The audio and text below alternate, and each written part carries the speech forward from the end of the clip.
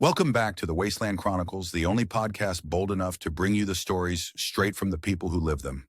I'm your host, UNGMTactical, and today we have a very special guest, one of the Commonwealth's most infamous and fearless journalists, the editor of Public Occurrences herself, Piper Wright.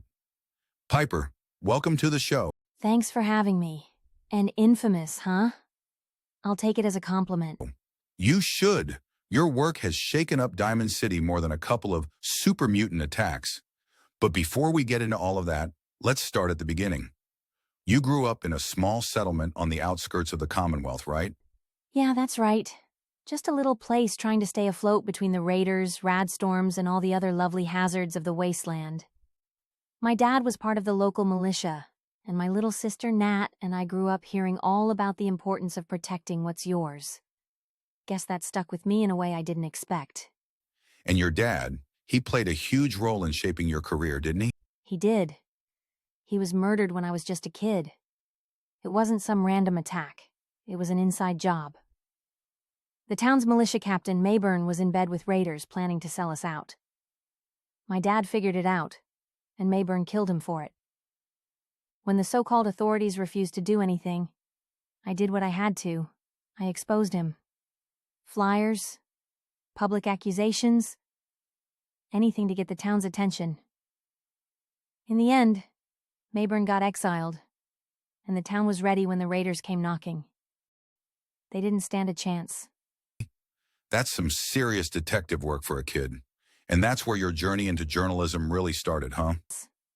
Pretty much. That moment taught me that truth matters, even if it pisses people off. That's been the foundation of Public Occurrences ever since. So you and Nat eventually made your way to Diamond City? What was that like? Rough.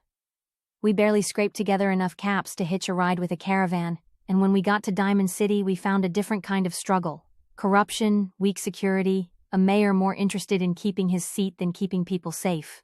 I knew I had to do something, so I started Public Occurrences to hold people accountable. And it didn't take long before you made enemies. Tell us about the caravan cartel incident. Oh, that one was fun.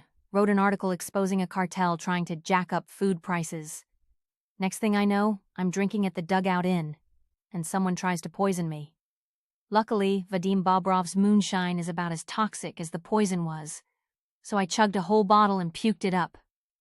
Diamond City security actually caught the would-be assassin, and the cartel got shut down. But that was just the beginning of people wanting me dead. That's wild. But your biggest story, the one that nearly got you permanently exiled from Diamond City, was the synthetic truth. Walk us through that. So, I started connecting the dots about Mayor McDonough.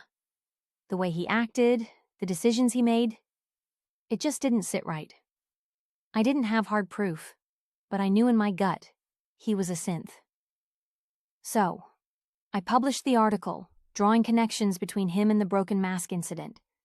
Next thing I know, security's tossing me out, my name's Dirt, and half the city's calling me paranoid. But turns out, I was right all along. That's gotta be the toughest part of what you do. Knowing you're right, but not having the evidence people demand. Exactly. People don't want to believe things that make them uncomfortable, even when all the signs are there. It's frustrating, but it doesn't stop me. Someone has to keep shining a light on the truth, whether people like it or not. And that's why you're still out there, fighting the good fight. But let's talk about your time on the road. You've been traveling with the sole survivor. What's that like? Oh, it's been a hell of a ride. They're the real deal. Tough, smart, and somehow still holding on to their humanity despite everything. It's been a learning experience, that's for sure. And speaking of perks, traveling with you comes with its own benefits. Tell our listeners about the gift of gab. My way with words rubs off on people. If you hang around me long enough, you get better at persuasion and even pick up more experience from discovering new places. Not a bad deal, huh? Not bad at all. And for those wondering, yes, Piper is also a potential romance option. Any thoughts on that, Piper? Let's just say, life in the Wasteland is lonely.